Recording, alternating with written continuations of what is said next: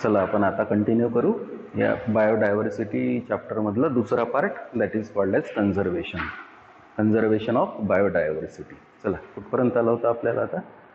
Biodiversity म्हणजे काय, बायोडायव्हर्सिटीचे types कोणते, त्याच्यानंतर बायोडायव्हर्सिटीमध्ये आपण वेगवेगळ्या स्पीसीज पाहिल्या, IUCNचं क्लासिफिकेशन पाहिलं. IUCNच्या क्लासिफिकेशनमध्ये क्लासिफाय ऑर्गॅनिझम्स म्हणजे प्लांट्स, ॲनिमल्स, मायक्रो ऑर्गॅनिझम्स आपण 3 कॅटेगरीजमध्ये डिवाईड करून घेतले. IUCNनी करून दिले आपल्याला. कसे कसे? EVRI. E for endangered, V for vulnerable, R for rare आणि I फॉर इंटरमिजिएट. ठीक आहे. ई कशाला म्हटलं होतं? Endangered species. ठीक आहे. कशाला कसं डिफाईन केलं होतं? It is a species of a plant or animal. It is a species of a plant or animal which is in the risk of extinction. म्हणजे ती स्पेसीज या अर्थवर आहे पण थ्रिएटन्ड आहे. थ्रिएटन्ड आहे म्हणजे ती पर्टिक्युलर स्पेसीज या अर्थवरून केव्हाही एलिमिनेट होऊ शकते. अशी जर स्पेसीज असेल प्लांट किंवा ॲनिमलची तर त्या स्पेसीजला काय म्हटलं होतं आपण?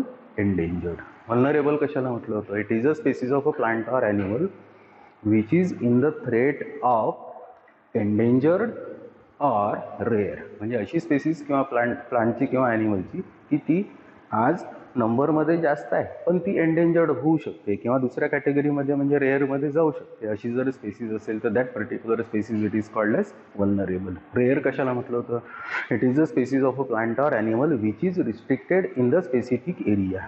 म्हणजे एखादी प्लांट किंवा ॲनिमलची स्पेसीज ती या अर्थावर एखाद्या स्पेसिफिक ठिकाणीच प्रेझेंट आहे, ती पूर्ण जगभर वर्ल्डमध्ये अर्थवर स्प्रेड झालेली नाही. एखाद्या स्पेसिफिक डिस्ट्रिक्टमध्ये, एखाद्या स्पेसिफिक तालुक्यामध्ये, एखाद्या स्पेसिफिक कंट्रीमध्ये जर असेल पण तिथून ती दुसरीकडे कुठे गेलेली नसेल किंवा नसेल दुसरीकडे प्रेझेंट तर त्या स्पेसीजला काय म्हणतो आपण? रेअर.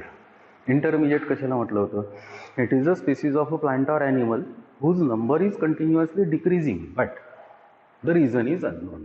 की बा ही प्लांट किंवा ॲनिमलची स्पेसीज आहे, सगळीकडे वाईडली डिस्ट्रीब्युटेड आहे पण तिचा नंबर कंटिन्युअली डिक्रीज होत आहे, पण डिक्रीज होण्याचं रिझन आपल्याला काही कळून राहिलेलं नसेल तर then that particular species it is called as intermediate. ठीक आहे.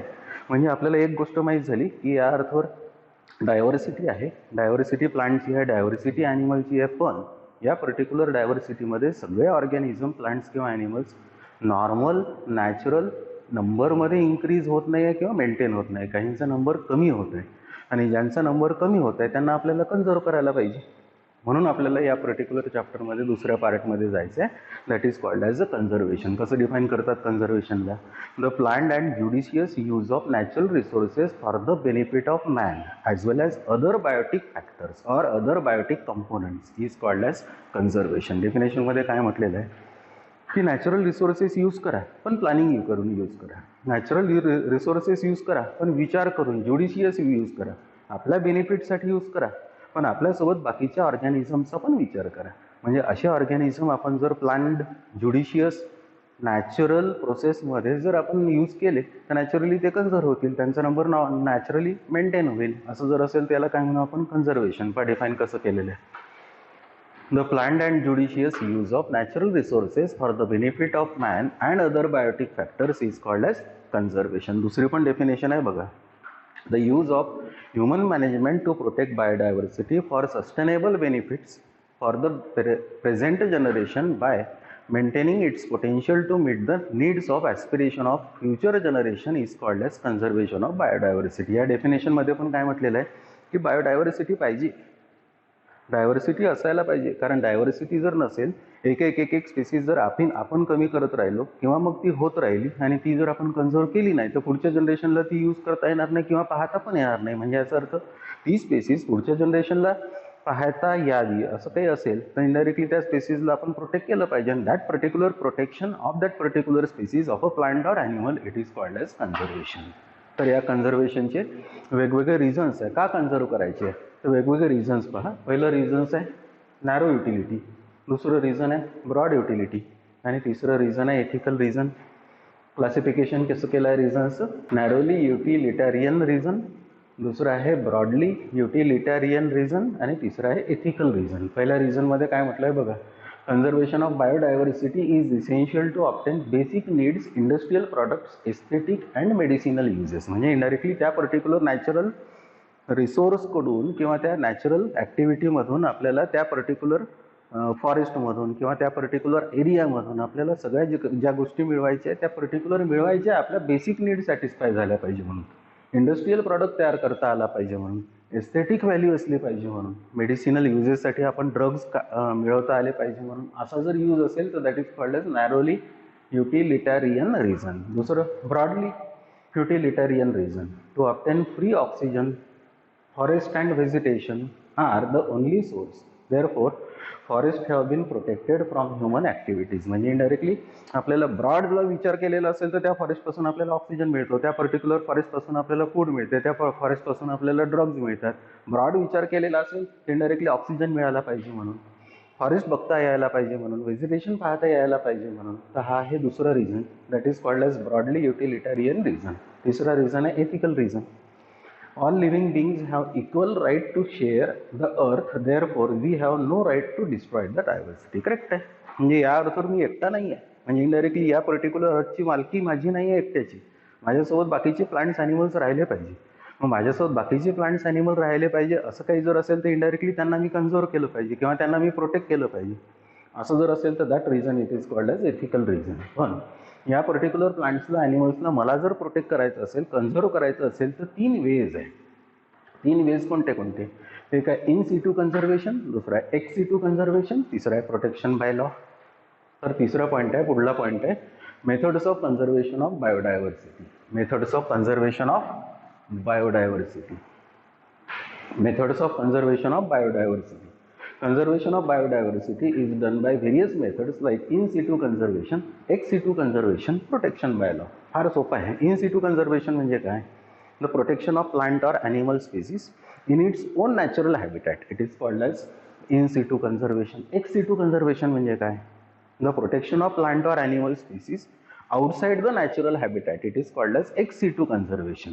आणि प्रोटेक्शन बाय लॉ, की कुठला एखादा प्लांट आहे, ॲनिमल आहे, ओव्हर एक्सप्लॉइट होत असेल, खूप त्याचा यूज सुरू असेल, त्याचा नंबर फार कमी होत असेल तर काही लॉज आपण तयार केलेले आहे. ते सगळं आपल्याला एक डिटेल बघायचं आहे. तर आपण पहिल्या पॉईंटला जाऊ, that is called as in situ conservation. तर कोणत्या कोणत्या मेथड होत्या?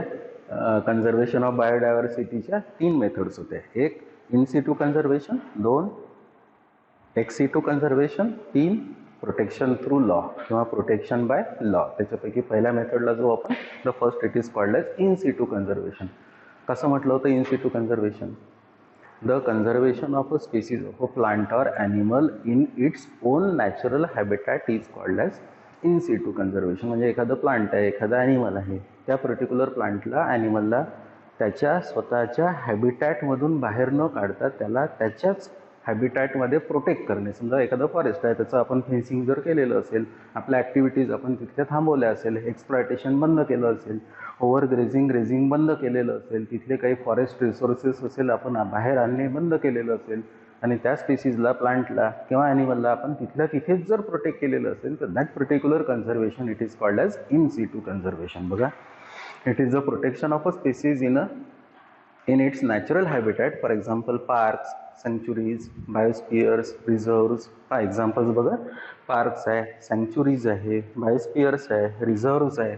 या ठिकाणी आपल्या ॲक्टिव्हिटीज आपण कमी करून त्या पर्टिक्युलर स्पेसीजला, प्लांटच्या किंवा ॲनिमलच्या तिथेच जर प्रोटेक्ट केलेलं असेल तर that is called as in situ conservation. त्याचे वेगवेगळ्या मेथड्स आहेत, 3 मेथड्स आहेत. पण पहिले पहा, these areas are well protected from human activities like grazing, cultivation, harvesting of firewood, timber, collection of forest product etcetera. ह्या सगळ्या ॲक्टिव्हिटीज जर आपण कमी केल्या किंवा बंद केल्या तर नॅचरली तिथल्या प्लांट किंवा ॲनिमलच्या स्पेसीज प्रोटेक्ट होतील. आणि अशा प्रोटेक्शनला काय म्हटलेलं आहे आपण? In situ conservation. ठीक आहे. In situ conservation include various methods like, in situ कन्झर्वेशनमध्ये 3 मेथड्स आहे. एक आहे हॉटस्पॉट मेथड, दुसरी आहे प्रोटेक्टेड एरियाज, तिसरी आहे सॅक्रेड ग्रुप्स. एक आपण ऑब्झर्व करू. The first method it is called as hotspot.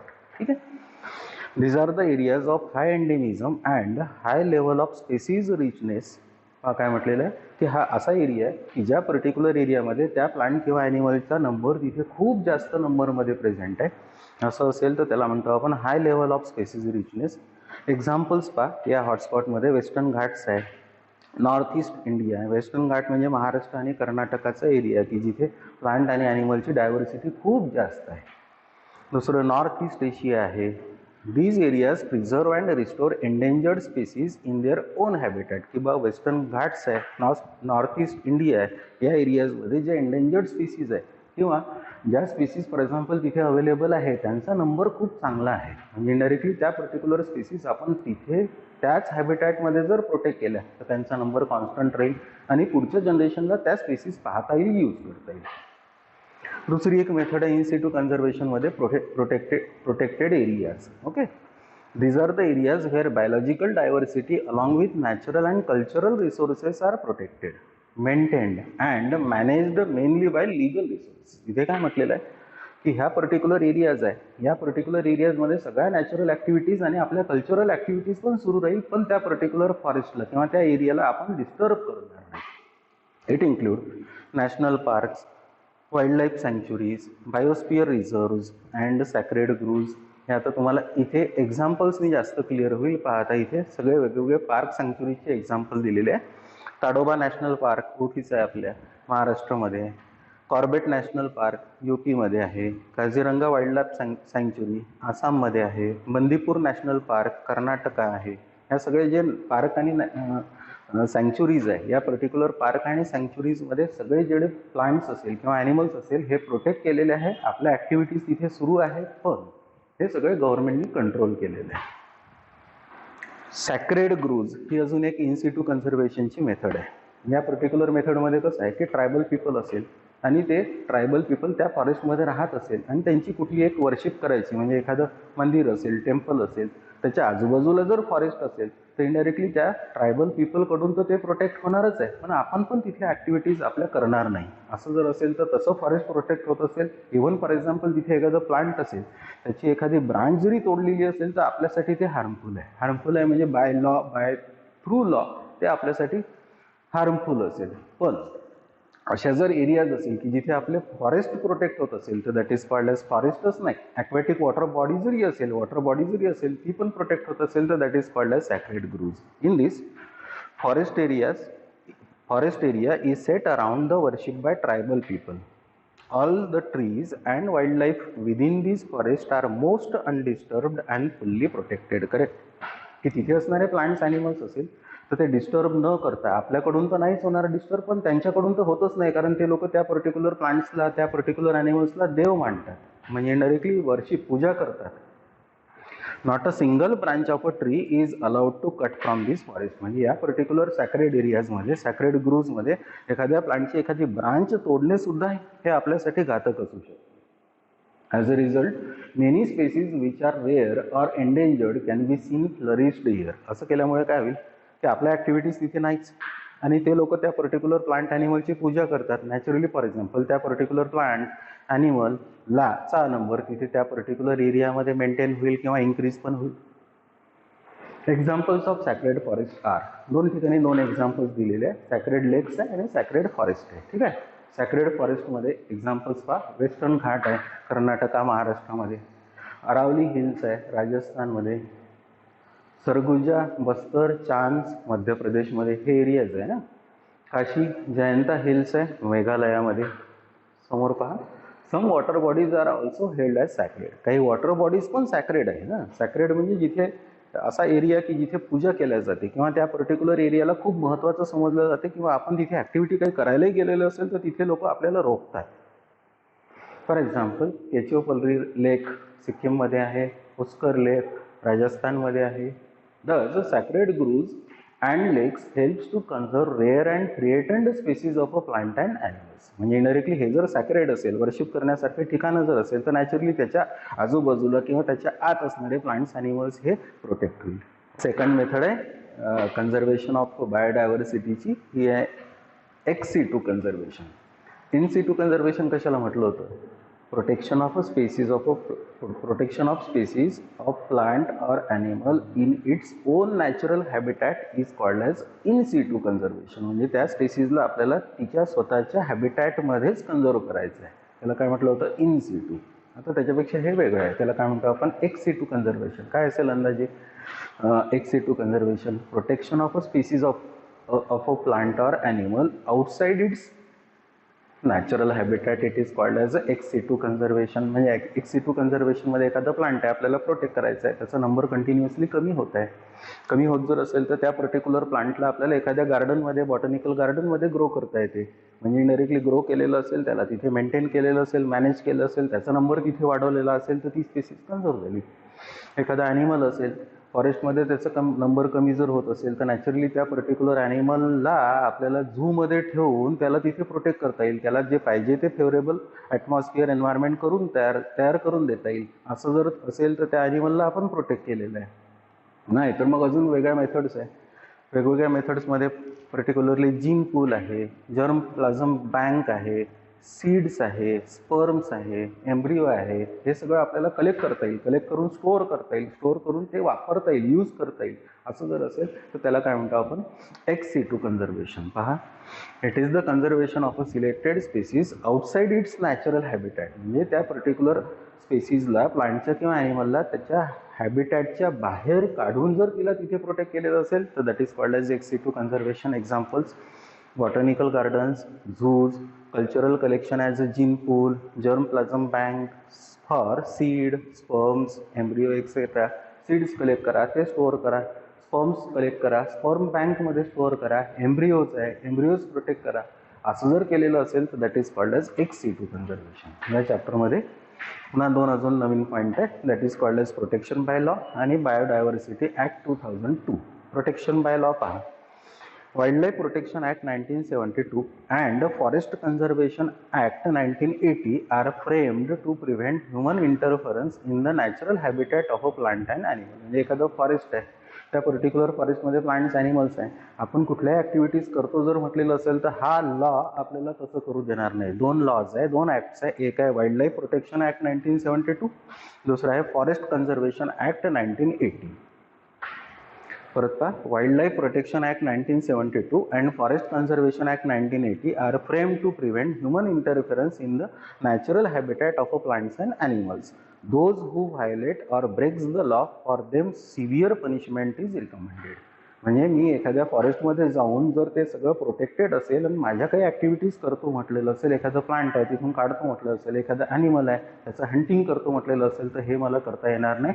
हे लॉचं ब्रेकिंग झालं किंवा व्हायलेशन झालं असं जर असेल तर मला त्याची पनिशमेंट होईल. म्हणजे इनडायरेक्टली एखादा इंडिव्हिज्युअल असेल, तो जर काही त्या फॉरेस्टच्या मधल्या एखाद्या प्लांटच्या किंवा ॲनिमलच्या स्पेसीजला हार्म करत असेल तर इनडायरेक्टली त्याला पनिशमेंट असेल. दुसरा ॲक्ट आहे biological diversity act 2002. It is passed by Government of India, which includes scientific cataloging of traditional knowledge about ethnobotanical materials and preventing exploiting bite by people. म्हणजे इनडायरेक्टली एखादं forest आहे, त्या particular फॉरेस्टमध्ये तिथे कुठले लोक राहत असतील, ऑबओरिजिनल म्हणतो आपण, आदिवासी लोक म्हणतो, त्या आदिवासी लोकांकडून त्या पर्टिक्युलर फॉरेस्टमधल्या प्लांट्सचा, ॲनिमल्सचा स्टडी झालेला आहे. म्हणजे इनडायरेक्टली ते यूज करत आहे, ते त्यांच्यासाठी यूज करत आहे, ओव्हर यूज करत नाही आहे. मग असं जर असेल तर इनडायरेक्टली हा जो ॲक्ट आहे हा काय म्हणतो की मला तिथे अलाउ करणार नाही त्या पर्टिक्युलर फॉरेस्टमध्ये की तिथले प्लांट्स, ॲनिमल्स मी यूज करीन. हा ॲक्ट आहे तसं. So it is passed by Government of India, which includes scientific cataloging of traditional knowledge about ethnobotanical materials and preventing exploiting it by people. Before use of this material for commercial or research purpose, the permission is mandatory from the foreign agencies. म्हणजे indirectly त्या फॉरेस्टमध्ये तिथे ऑबओरिजिनल लोक राहत आहे, ते use करत आहे, पण ते त्यांच्यासाठी यूज करत आहे. पण सपोज फॉर एक्झाम्पल मी एखादा रिसर्चर आहे, मला जर एखादी स्पेसीज फॉर एक्झाम्पल प्लांटची किंवा ॲनिमलची तिथली यूज करायची आहे तर मला ती डायरेक्ट यूज करता येणार नाही. काही एजन्सीज आहे, काही ऑथॉरिटीज आहे, काही सेंट्रल लेवलला आहे, काही स्टेट लेवलला आहे, काही लोकल लेवलला आहे, त्यांची जर मी परमिशन घेतली तर मला रिसर्चसाठी, स्पेसिफिक रिसर्चसाठी मला ती पर्टिक्युलर व्हरायटी ती स्पेसीज प्लांटची असो की ॲनिमलची असो यूज करता येईल. द व्हेरियस एजन्सीज आर, ह्या एजन्सीज आहे, या एजन्सीजकडून परमिशन जर घेतली तर मला त्या प्लांट किंवा ॲनिमलवर रिसर्च करता येईल. पण डायरेक्ट मी जर तिथे जातो असं म्हटलं तर नाही जाता येणार. The various agencies or authorities are, number 1 आहे नॅशनल बायोडायव्हर्सिटी ऑथॉरिटी, याला NBA म्हणतात, नॅशनल लेवलला वर्क करेल. स्टेट बायोडायव्हर्सिटी ऑथॉरिटी, SBA म्हणतात, ही स्टेट लेवलला काम करेल. बायोडायव्हर्सिटी मॅनेजमेंट कमिटी, BMC म्हणतात त्याला लोकल लेवलला, म्हणजे डिपेंड आहे की एखादी स्पेसीज आहे कशी आहे, म्हणजे एंडेंजर्ड आहे, वल्नरेबल आहे, रेअर आहे, इंटरमिजिएट आहे, त्या स्पेसीजवर मला काम करायचं आहे. मला डायरेक्ट तिला यूज करता येणार नाही. डिपेंड आहे की मी परमिशन कुठून घेतो. जर मला सेंट्रलकडून घ्यायची असेल तर NBA कडून घ्यावं लागेल. मला स्टेटकडून परमिशन घ्यायची जर असेल तर मला SBA कडून घ्यावं लागेल. मला लोकल ऑथॉरिटीकडून परमिशन घ्यायची जर असेल तर इनडायरेक्टली मला BMC कडून परमिशन घ्यावं लागेल. पण विदाउट परमिशन मला ती पर्टिक्युलर स्पेसीज, प्लांट असो की ॲनिमल असो, त्याची यूज करता येणार नाही. Violating these laws are liable for jail and penalty. की हे जर लॉज फॉर एक्झाम्पल ब्रेक करून मी जर एखादी व्हरायटी किंवा एखादी स्पेसीज, प्लांट किंवा ॲनिमलची जर यूज करतो म्हटलेलं असेल तर मग पनिशमेंट आहे, जेल आहे, नाही तर मग कुठली वेगळी पनिशमेंट आहे. तर मग या चॅप्टरमध्ये आपल्याला काय काय माहीत झालं? 2 पार्ट आपल्याला माहीत झाले. एक म्हणजे बायोडायव्हर्सिटी आणि दुसरं म्हणजे कन्झर्वेशन. बायोडायव्हर्सिटी म्हणजे डेफिनेशन आपल्याला माहीत झाली. डेफिनेशन नंतर बायोडायव्हर्सिटीचे टाईप माहीत झाले. Genetic biodiversity, species biodiversity, ecological biodiversity. त्याच्यानंतर आपण पॅटर्न्समध्ये गेलो. Patterns of biodiversity, longitudinal, altitudinal, species area. Okay. त्याच्यानंतर या पर्टिक्युलर चॅप्टरमध्ये बायोडायव्हर्सिटीमध्ये आपल्याला असं माहीत झालं की डायव्हर्सिटी आहे. मग ही डायव्हर्सिटी असेल तर इनडायरेक्टली सगळे प्लांट्स नॉर्मली फॉर एक्झाम्पल या अर्थवर चांगले राहायला पाहिजे, पण असं आपल्याला दिसत नाही. रोज नवीन स्पेसीज तयार होत आहे, पण काही स्पेसीज कमी पण होत आहे. ज्या कमी होणाऱ्या स्पेसीज आहे ह्या फ्युचर जनरेशनसाठी आपल्याला ठेवायच्या आहे किंवा त्या कन्झर्व करायच्या आहे. मग कन्झर्व करायचे असेल तर त्या स्पेसीजचा स्टडी झाला. स्टडी झाल्यानंतर हे माहीत झालं की काही स्पेसीज थ्रेटंड आहे. मग ती त्या पार्टमध्ये आपण गेलो. थ्रेटंड स्पेसीज म्हणजे काय, की अशी स्पेसीज की जी या अर्थवरून कधी पण इलिमिनेट होऊ शकते, त्या स्पेसीजला आपण थ्रेटंड स्पेसीज म्हटलं. मग थ्रेटंड स्पेसीजला आपण कॅटेगरीज केल्या.